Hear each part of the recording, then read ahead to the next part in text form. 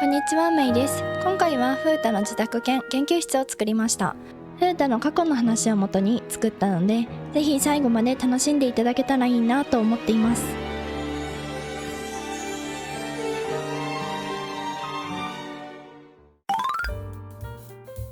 今回のテーマはフータの研究室です。自宅の要素と研究室の要素をごちゃ混ぜにして作っていきます。まずは部屋の概要です。部屋の大きさは 10×10。 窓はなしでエントランスは一番左。明るさは白で最大の明るさ。環境音はなしです。壁と床の概要です。全面をあえてライブラリーな壁にはせず、アクセントウォールとして取り入れます。今回の間取りです。フータは博物学が専門ですが、研究室っぽくしたいので化学的な要素も取り入れていきます。書斎から時計回りに作っていきます。書斎はとにかく物をあふれさせていきます。左奥に本棚を置いて、本棚の右側に窓を作ります。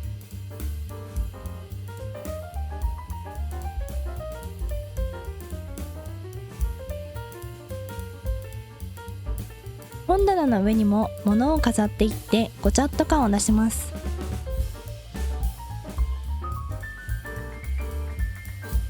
窓の下に木製カウンターを置きます。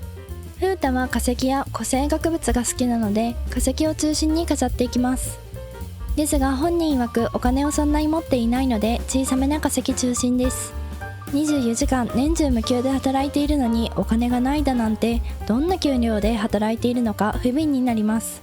木製カウンターと書斎の机、レジカウンターを組み合わせて一つのデスクにしていきます。ここで研究結果を執筆したり、論文を書いたり読んだりしています。ちなみにフータは24時間年中無休で博物館にいるので、家があるという表現は過去作でもされていませんでした。都会に住んでいた頃は親のすねをかじっていたので、多分実家暮らしですね。なのでこの部屋は、もしフータに休みがあって部屋があったならというもしもの世界線です。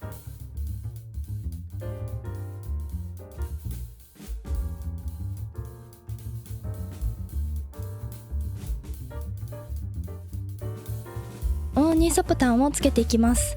オーニソプターって何だろうって調べたら、鳥型の飛行機でした。有名なものだと天空の城ラピュタに出てくるフラップターが有名だそうです。映画内では実用化に至っていますが、現実では実用化に至っていません。書斎の9割が完成しました。左の壁を飾り付けます。ここは本棚なので、付箋っぽいマイデザインで本棚に飾り付けていきます。本棚に時計やポスターなどを貼ると、ちょっと現実離れしすぎてしまう気がするからですね。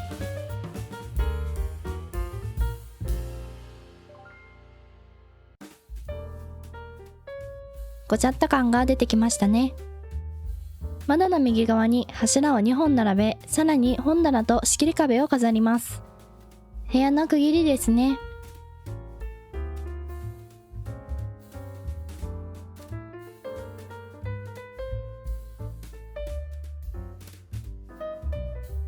さらに部屋を散らかしていきます。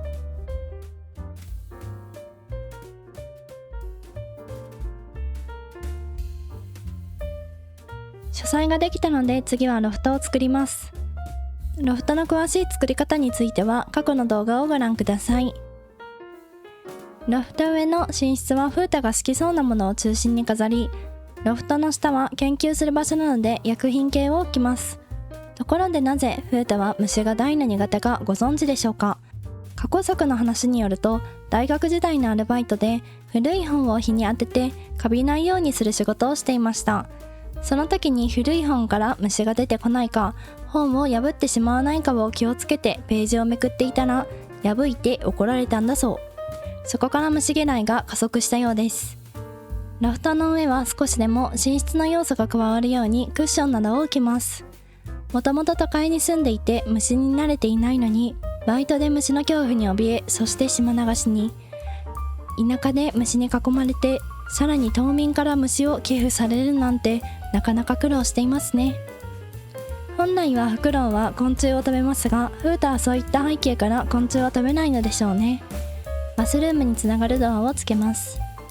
そもそも動物の森の住民たちは人間のような食生活をしていそうな素振りを見せているので、好んで食べないとは思います。好んで食べる住民もいるとは思いますが、ロフトが完成しました。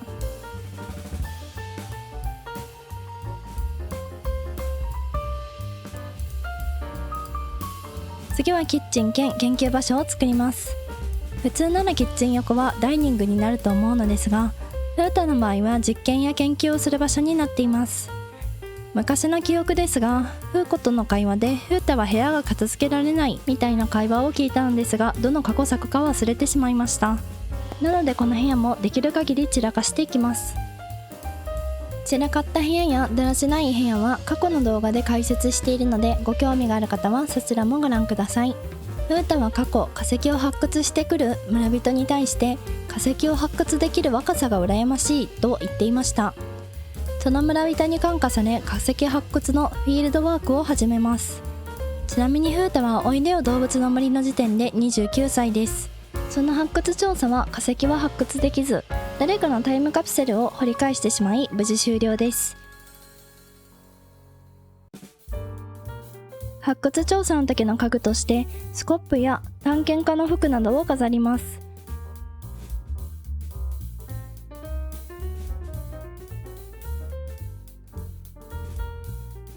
これでキッチンは完成です。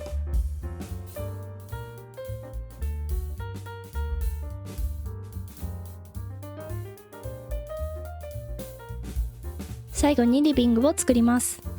だらしないソファーで生活感を出します。フータは虫が嫌いですが、魚が好きなそうで、特にサーモンがお気に入りです。ちなみにフータは過去に虫嫌いを克服しようとしていました。どんな克服方法かというと、大昆虫図鑑をおもむろに開いて虫の写真を触る方法です。本人曰く過酷な特訓で日によっては気絶してしまうこともあるそうです。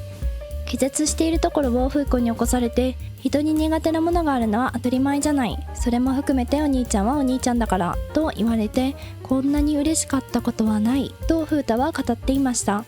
その出来事をフータは、世界中の論文を紐解いたってこんなに素晴らしいことはめったにないと言っていて、お芋りをしていた若かりし頃には分からなかったこの感情が親になってからようやく理解できました。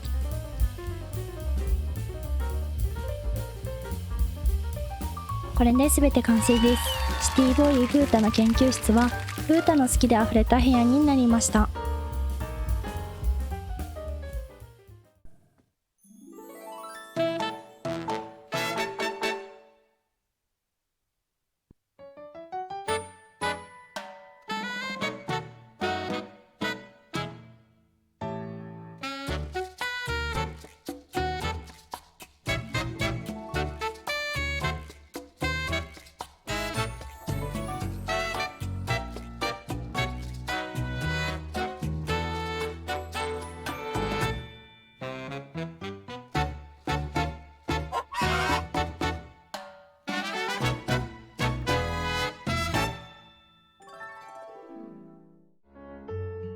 フータの過去の話と研究室はいかがだったでしょうか。あつ森には固定住民との会話イベントが少なかったので、次回作は会話イベントがあるといいですね。フータの虫嫌いの話って実は時事ネタではと思った方は、ぜひチャンネル登録、グッドボタンよろしくお願いいたします。最後までご視聴ありがとうございました。また次回の動画でお会いいたしましょう。